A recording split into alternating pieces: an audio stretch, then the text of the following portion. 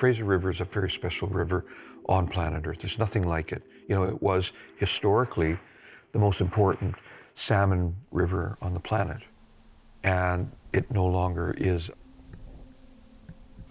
It's difficult for me to say this, but maybe there's no hope. And maybe not. Maybe Canadians don't care. Maybe Canadians are totally accepting of a whole ecosystem being obliterated.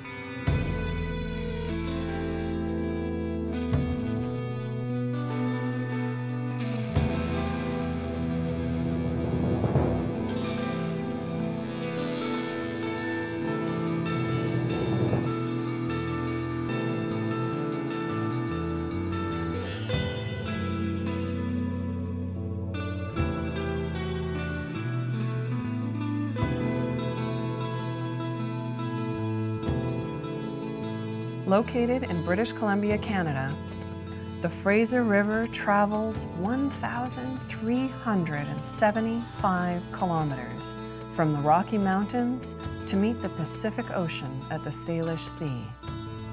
It is the largest sockeye salmon producer in the world and a major producer of pink, chum, chinook, coho salmon, and steelhead.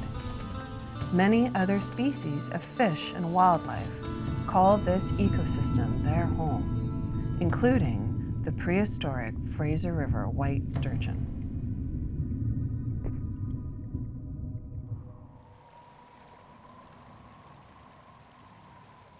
The Fraser to BC is like people talk about the Great Barrier Reef and what an international treasure that is. The Fraser River is in that same category.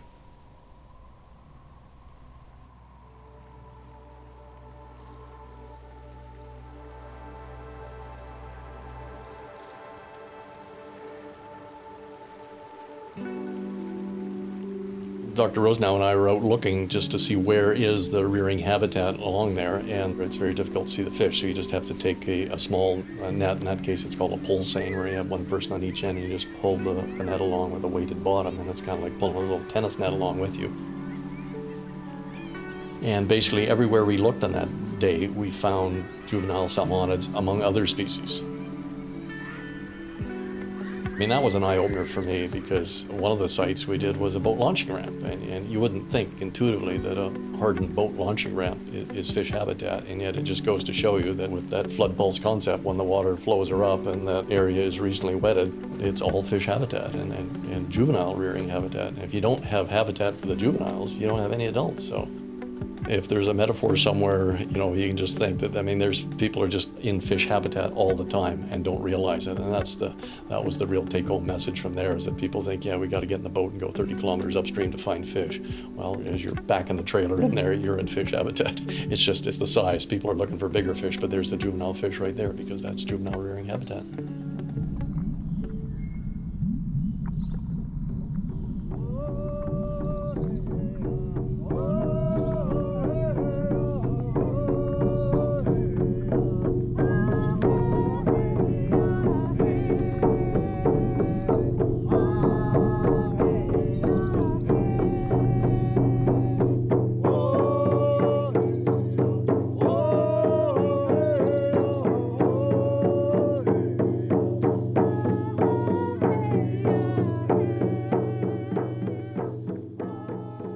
The salmon are an integral part of who we are as Wilmot. We consider ourselves Wilmot. When the salmon come up the river in great abundance, it enriches our environment, and it connects us to our ancestors who have depended on wild salmon for thousands and thousands of years and have taken care of the salmon. We consider them as our relatives. We have that long, long, long, profound and deep relationship with the wild salmon.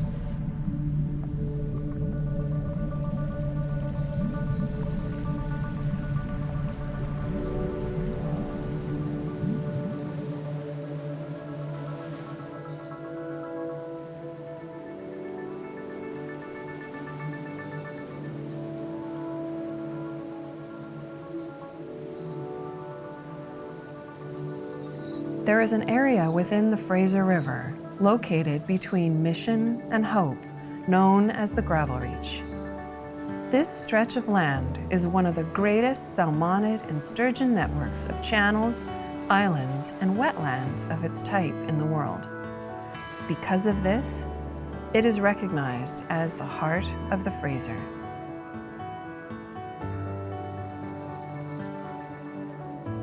There are only a few large island complexes remaining in the heart of the Fraser. The most important of these islands are Hurling Island, Carey Island, and Strawberry Island. These islands and adjacent channels provide spawning, rearing, and migratory habitat for nearly 30 species of fish. The back channel of Hurling Island is one of the most important habitats for white sturgeon spawning in Canada.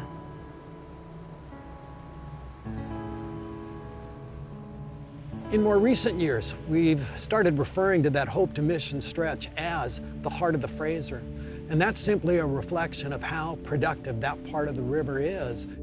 It sustains almost 30 species of fish. It sustains our largest single spawning run of salmon, and that's the millions of pink salmon that spawn there every 2 years.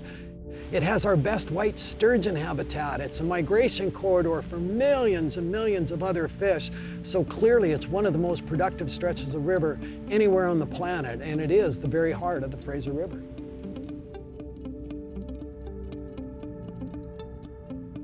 The heart of the Fraser provides this extremely rich aquatic and riparian environment. Riparian refers to the lands immediately adjacent to the river, where terrestrial animals who are focused on the river, they fish for a living.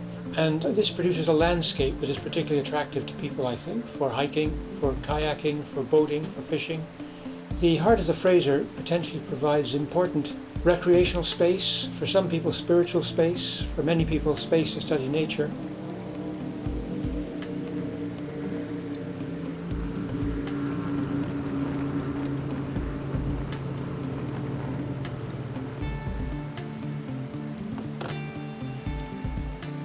This is the beating heart, like the actual beating heart. And I really love the name, the heart of the Fraser. Some people may see it as some other things. I see it as the most delicate ecosystem in the entire 900-mile river. This delicate portion of the river is the one that holds, rears juveniles. So many eggs are laid here for salmon. Already we know that about 90+% of all salmon that come into the Fraser River have to pass through the gravel ridge. So we need to make sure it's a healthy enough habitat for them to be moving through. We also know that 10 million plus pink salmon spawn in the gravel ridge, so it definitely needs to be a healthy enough environment for their eggs to survive and for the juvenile fish to survive. This is where all the juveniles hang out. In high water, they take refuge in amongst the willows and some of the back channels of the Fraser River here, where we're looking at places like Hurling Island, for instance. And without those fish, our sturgeon will go away. Our birds will have nothing to feast on. Right now, we sit here doing this interview, and I know that there's over 2,000 to 3,000 pairs of bald-headed eagles in that river. There's a beautiful eagle flying above us right now. I watch bears come down to the river. I know that the nutrients from the fish feed the trees in amongst, and these trees are critical habitat. Whether the tree has fallen in, it gives protection to juvenile fish.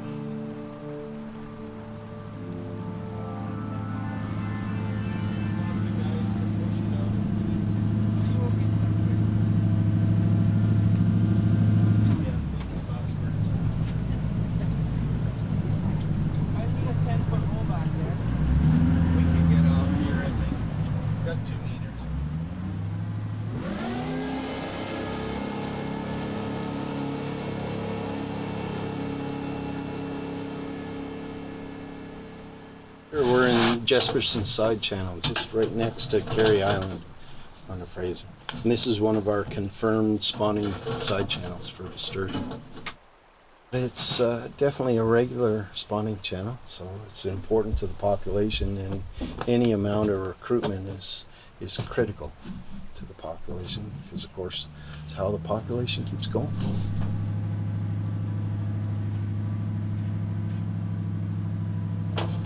we put down spawn mats. So we put down these big steel mats with furnace filter on. We bedded in them and look for eggs.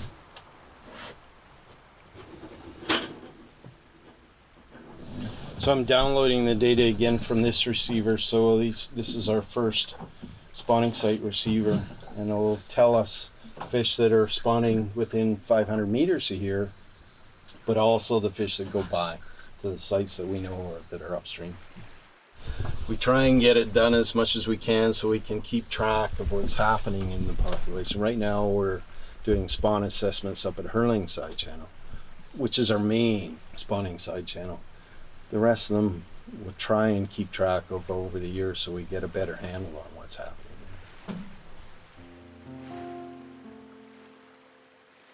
Sturgeon are this really cool ancient fish that's been around since the dinosaur. Very well adapted to a murky, big river that lives a really long time. They really are a truly remarkable fish. It's something that puts them apart from other fish for sure. Yeah, the whole river is amazing, no matter where you are on the river, and it's very different depending on where you are.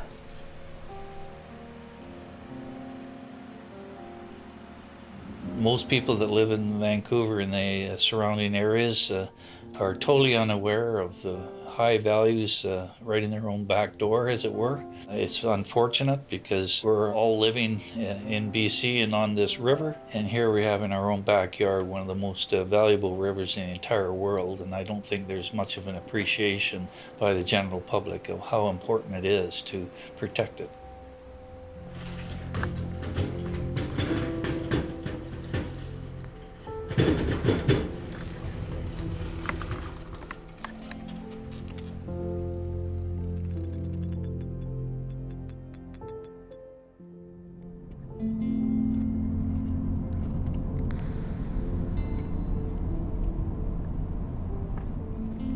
Maybe there's no stopping it, you know, maybe it's just what it is, but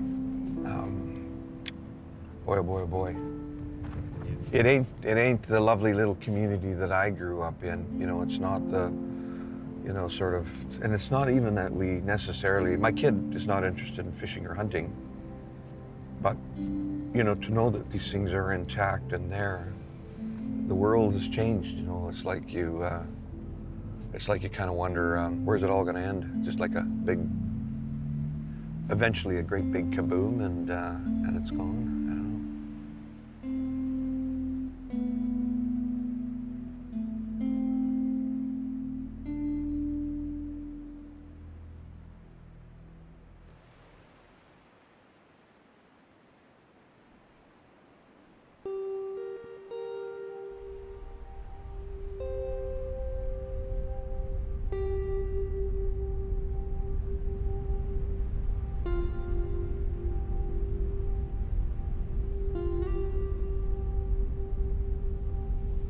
And now we're sort of at a tipping point. There used to be 100 million fish. Every year come back to Fraser, 100 million salmon. I mean, we get excited today when there's 10 million. Everybody gets, oh my God, there's 10 million fish coming back. But you think year in and year out, there used to be 100 million fish coming back. When I first started working with sturgeon, it seemed like population was going to increase. But since then, it's dropped, stabilized a bit, and then dropped again. Sturgeon is the species that will give us a real indicator on the overall health of the Fraser River. That's huge. These fish are very unique. They truly are dinosaurs. They've outlived 2 ice ages. They are very long-lived, slow-growing, and they only spawn every 6 to 10 years in the wild. So it's really critical that the areas that they use to spawn, to rear, to survive, to thrive, that those are all protected. If it's gone, then the health of the Fraser is in dire straits. It is a very hardy fish, and it is designed to survive. So if you lose that, then clearly there's something catastrophic going on in the Fraser.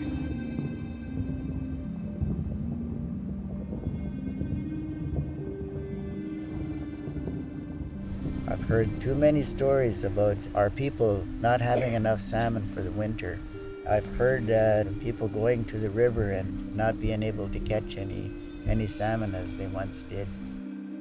We're witnessing salmon that aren't as healthy as they once were. And so this is a grave concern to us. Fish populations of all types are in danger. And now the very habitat these fish depend on is threatened. The islands along the heart of the Fraser were sold to private investors and are now being used for agriculture.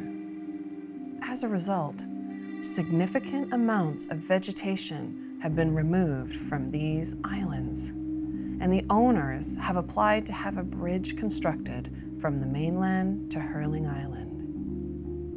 If approved, this will allow the landowners year-round opportunities to access the land for farming and further development. Because these areas are a critical part of the heart of the Fraser, if development continues, this ecosystem will collapse. The heart of the Fraser is vital to the Fraser River as a whole, simply because it is so productive. So if anything were to happen to the heart of the Fraser, if it were to be severely damaged or irreparably damaged, that would be a huge setback for the river as a whole, and certainly the outlook for the long-term health of the Fraser River would be greatly diminished. A development that they have in mind for building a bridge and maybe creating more housing or whatever on those two islands, it's going to completely destroy the habitat of the sturgeon and the wild salmon there. When they put that bridge in, they have to put the pillars right in those main areas. And again, if we're going to put a pillar right in the middle of a channel in this exact spot where they're spawning, it might not be the best choice for the sturgeon, that's for sure. An important underlying issue along this river is, do things change or do they not change? People tend to look at the river and think that things are the way they are now and they've always have been. And so you can perhaps move onto an island in the river and develop it and you'll be safe forever. But the river doesn't work that way at all. In moving its sediment along the river changes. It erodes one bank, it deposits material elsewhere, it grows bars, but after some years those bars begin to erode again and move on. It develops islands, it destroys islands. You can see this in the erosion of the riverbank in various places along the river. So the river is a dynamic thing. It moves back and forth within its channel zone.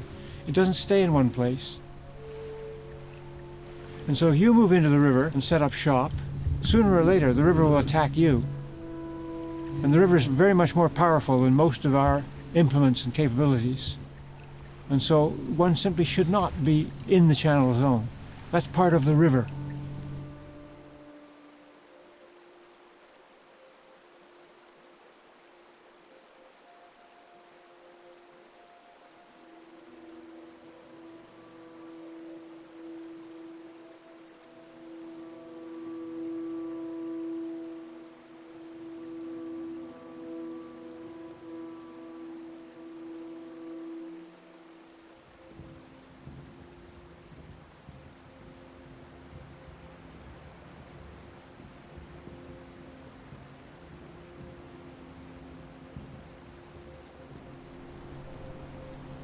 It's November and the river's channel is fairly low now, and so we see a lot of the bar exposed. But during the freshet in the spring, all this area where we are standing would be covered with water. It would be relatively shallow water, moving relatively slowly, and that's important because that means the fish can move out of the main channel onto the surface of these bars where there's enough water for them to swim, but the currents are slack. And so they can save energy. They don't have to fight the current. The water sometimes in high freshets moves right up into the trees here on the island, and then the fish can move in amongst the trees and so on and find lots of nutrients in the form of organic matter, is carried by the high water off the back of the bar, back into the river channel, and becomes part of the food chain that builds from the benthic organisms up through the fishes in the stream channel.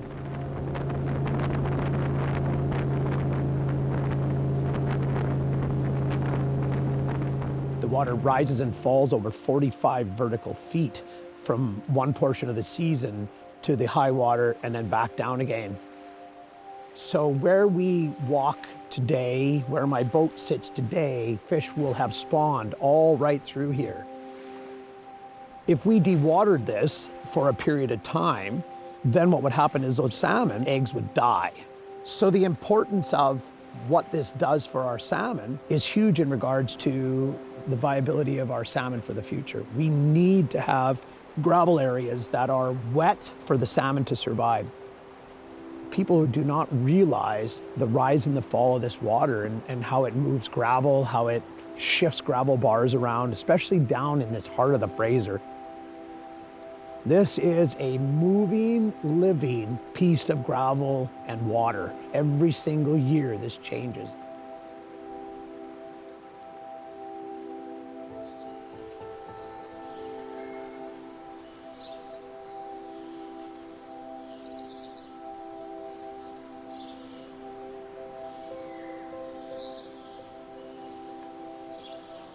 Diking consists of building elevated banks along the side of the river channel in order that floodwaters are maintained inside the channel. That is, that they do not go out into the floodplain. So the floodplain can be used by people for other purposes without fear of being interrupted.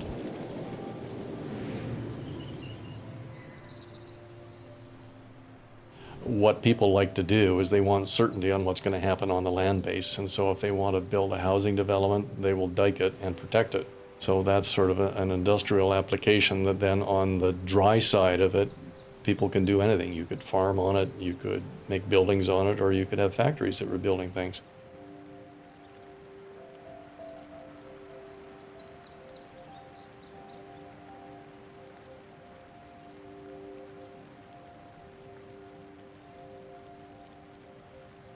We're constantly cutting off channels, we're constantly building up dikes, we're constantly cutting down cottonwood forests, and with the conversion of these large islands into agriculture, it's basically cutting the throat of the heart of the Fraser.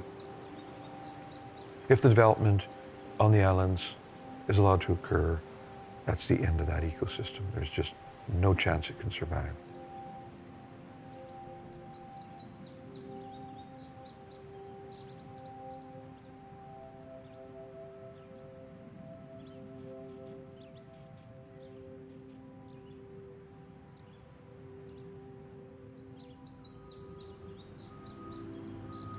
You're a gravel miner, you can go out and make $1 today. Or you're an environmentalist and you can protect a river and protect a valuable sports fishery and commercial fishery in perpetuity. Well, the aggressive businessman says, I'd rather have the money today. I don't care what happens or whether it spoils the long-term viability of the river, whatever.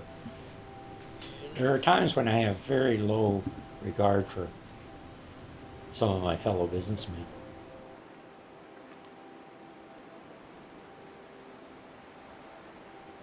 The heart of the Fraser at present is being mismanaged, and part of that relates to the fact that we do not have a collaborative plan. My hope is that given what's happened with Hurling and Carey Island, that there may still be opportunities to acquire and protect those islands down the line, but I think we have to act soon before it's too late. It seems like governments get in power and they don't govern anymore. It's the corporations that are governing now. We're witnessing what is called corporatocracy instead of democracy. And it's very sad. It's only when community groups raise the alarm about something that they go, oh yeah, I guess that's a problem, and let's work together and bring everyone to the table and have a conversation about it. But unless we and our partners on the ground are, if we're not there keeping an eye on things, nothing seems to happen. You see governments not doing the job that they're paid to do, it becomes pretty irritating. I know I've done a lot of work, nights and evenings, putting together presentations and reports. Probably affected my personal life, I guess, and not being at home at times when I would have rather been at home. I'd rather been out fishing and goofing off or socializing, whatever normal people do. Governments react, They're not very good at looking forward any length of time at least and planning out in a properly planned fashion how to protect fish or fish habitat. You almost have to have a crisis situation. Some species is going to wink out if the government doesn't do something, or there's going to be some form of development that's going to severely impact or do in a particular species. Unfortunately, that's the way we seem to do business.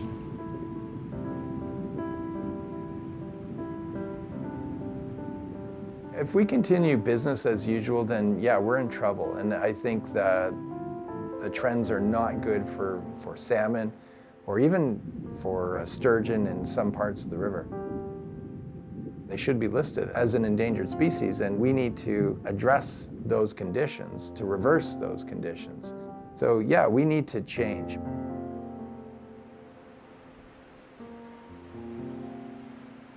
Well, the heart of the Fraser faces issues of human development. You know, we think about sort of invasive creatures and things in relation to nature, and the biggest invasive creature is us.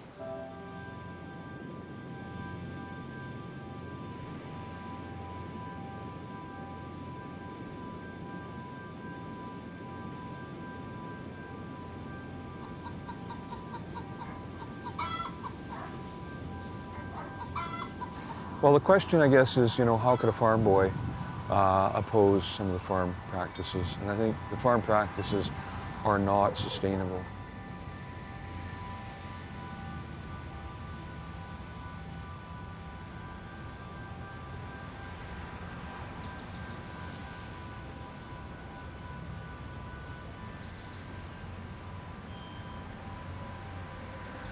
And so when I see the farming community moving into spots on the Fraser that have still some ecological attributes, and particularly the fact that those islands on the Fraser that are being cleared and manipulated, they have high value still, and they are essentially, the farming community is turning it into this industrial landscape. Well, it gets up my nose a bit, obviously more than a bit.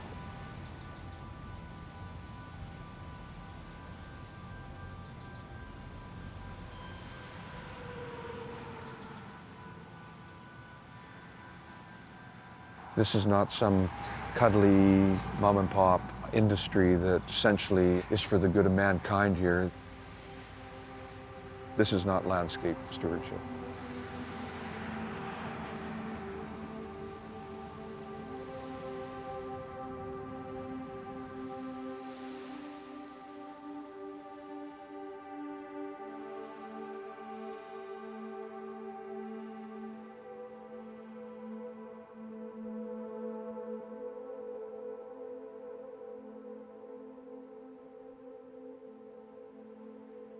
There's a philosophy that says that you can't know where you're going if you don't know where you've been. The environment mirrors back to us, both in real time, where we're going and where we've been. So it's vital that we don't lose that connection point.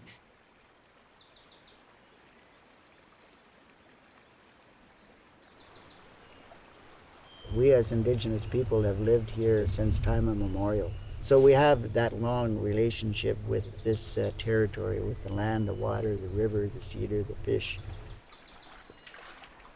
And now we have many newcomers who have come to be in this territory. So when we say those words, that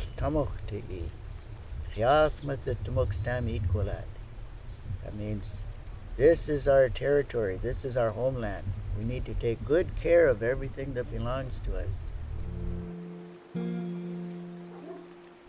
The longer that people stay in this territory and become aware of how important it is to have that right relationship, that respect, that love for this territory, they see the beauty and wonder of this whole place here, and so they start to fall in love with it. And when they start to fall in love with it, they too start to foster a good relationship with this part of the world. That's what gives me hope.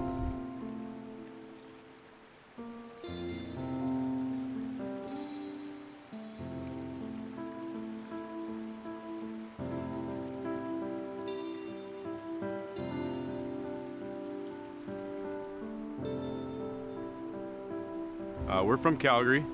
I usually try to come out here every year. Oh, I really like getting out here because we get out of the city and it's someplace new. And it's always like a nice feeling with that like rush of being able to hook a fish and bring a fish in. It's a good feeling, especially when you get a big one. I've always done like lake fishing, so I'm new to like river fishing, but I would definitely come out here more. It's been awesome. I mean, I've only caught one fish, but it was a big fish, so I'm happy with it. Can't get salmon back home, and I don't know. It's always nice to be able to catch your own dinner.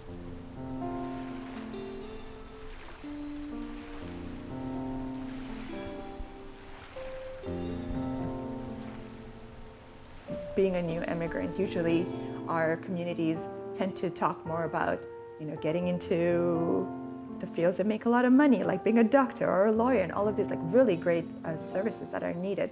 But the environment often gets neglected and not held up as much as it should be. Because honestly, if you think about it, we need a healthy, resilient, complex environment in order for anything else to be able to survive. So that's where I honed in on. That's what I honed in on and decided to pursue.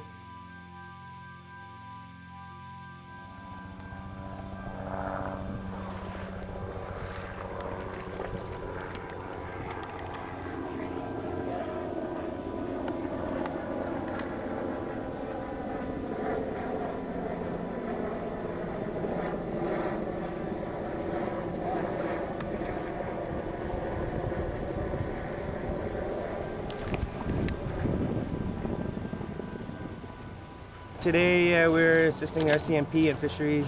There's a mature sturgeon trapped in the side channel of the river here, and we wanted to beach seine it and get into the back of the truck and return it back to the Fraser River.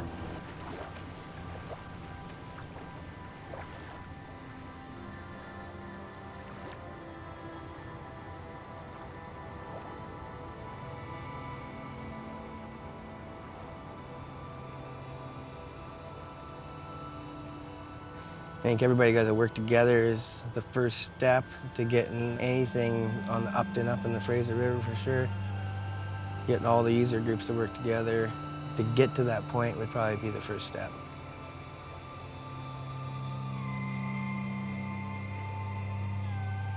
People can send a letter to the minister. They're paying attention. They have started to respond to people's letters, so it's good to know that they are aware that these are coming in. You can't really miss when you've got a whole flood of emails coming in.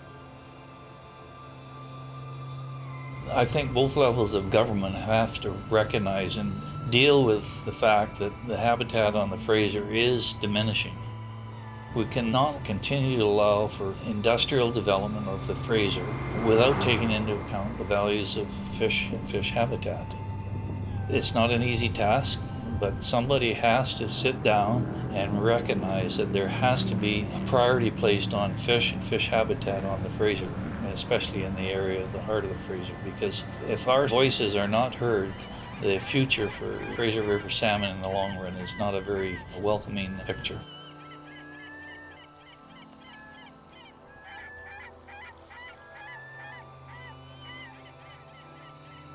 I think a good environment, a sound and sustainable economy, a healthy populace, all of those things are linked. So I think we have to invest in the environment. And part of that means ensuring we do a good job in protecting and caring for waterways such as the Fraser River. Our rivers are the arteries of our planet. They're lifelines in the truest sense. So I think we have to do everything we can to protect those rivers that remain in good shape while trying to restore those that have been damaged in past. The way that I see our relationship with the environment is we're just part of it. We're a small part of it, yet we make the greatest impact on it, within it, for the future. But if we can share with others, if we can educate others, if we can ensure that our children and their children's children have the opportunity to encounter a species like sturgeon, then we're doing our job. The loss or the disconnection of those things means the loss and disconnection of us as just another part of the ecosystem.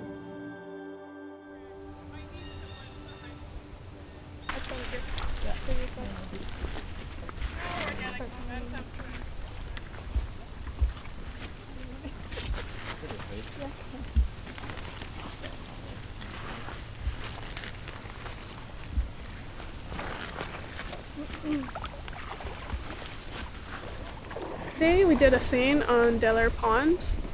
We are measuring the population change over winter and seeing if juvenile salmonids are surviving. When the Fraser freshet comes in, it floods this area and water comes from the Fraser into this pond and salmon get in. But then when the water level lowers, they get trapped. And so we're looking to see how many are surviving over the winter. Students have done studies looking at the same thing, and they've found that the survivability is low. So we're basically trying to create a profile to give to DFO to say, hey, there's fish dying here, we need some enhancement work done.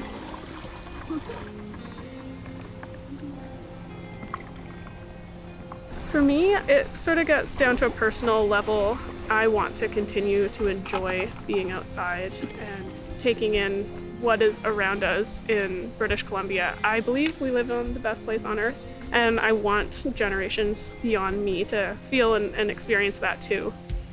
So in order for that to happen, we need a healthy environment.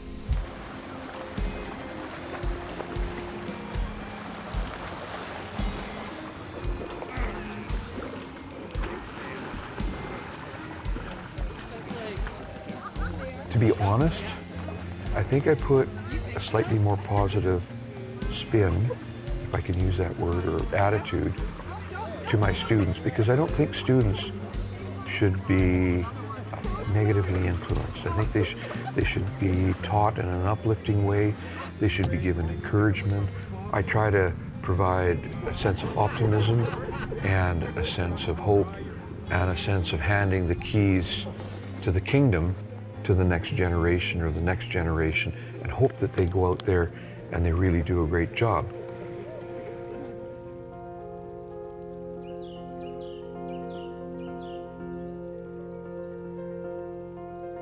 So I first swam the river in 1995 and then again in 2000. I've seen quite a bit of it up close and personal, swimming along. It was the first swim that I did was the hardest thing I've ever done in my life. When I finished my degree at the end of the 80s, I wanted to do something about the condition that we were facing. And I saw us as in people living unsustainably. We were on an unsustainable path. And so I wanted to do what I could to bring a voice to people, to encourage people to change the way they're living, to move to a sustainable way of living, to transition to that sustainable way of living.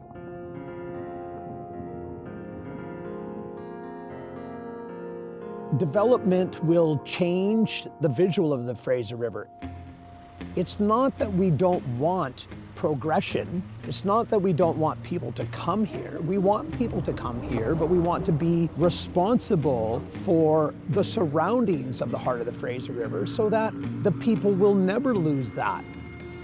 So areas need to be very careful as to how we allow development in amongst the corridor of the heart of the Fraser.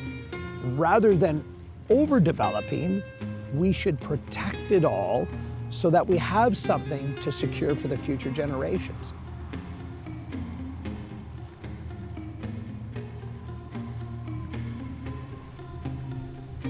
Geomorphologists, not many of us work on big rivers.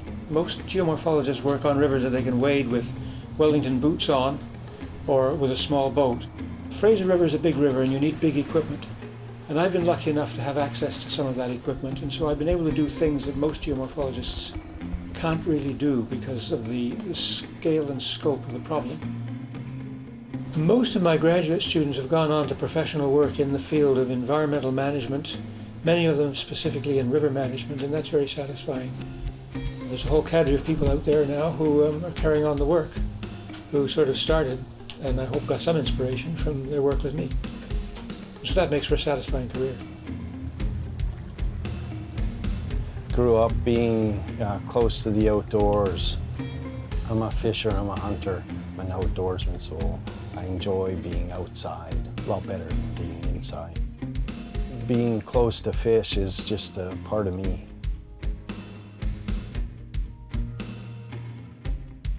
you know, being able to be outside and experiencing the amazing biodiversity in BC. I mean, I just found it more enjoyable to be out and about in about nature, and figured out a way to get paid to do it. You know, I've had my kick at the can, okay? I've had a good time. Caught a lot of fish. I've seen lots of beautiful sunrises and sunsets, and you're smoking along down that river after a good day of fishing, and the white spray's coming off the end of the boat, and everything's working properly, and the sun's going down. You got a grin on your face, and everything's right with the world. Hopefully that'll still happen, but the next generation and the next generation, the next generation, those men and women and children, when they grow up, they need to have the opportunity to see a little bit of what I saw. That, to me, is personally important.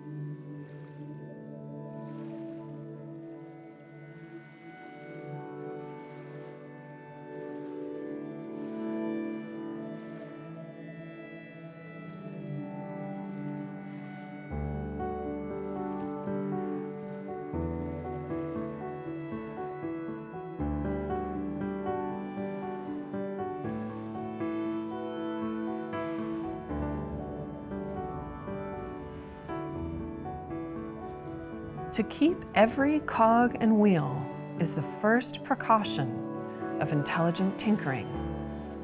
We didn't take that precaution here. We are letting our fish and wildlife heritage slip between our fingers. Our global ecosystem has reached a tipping point. It is time for us to stop, to make wiser land use decisions, and to protect the heart of the Fraser.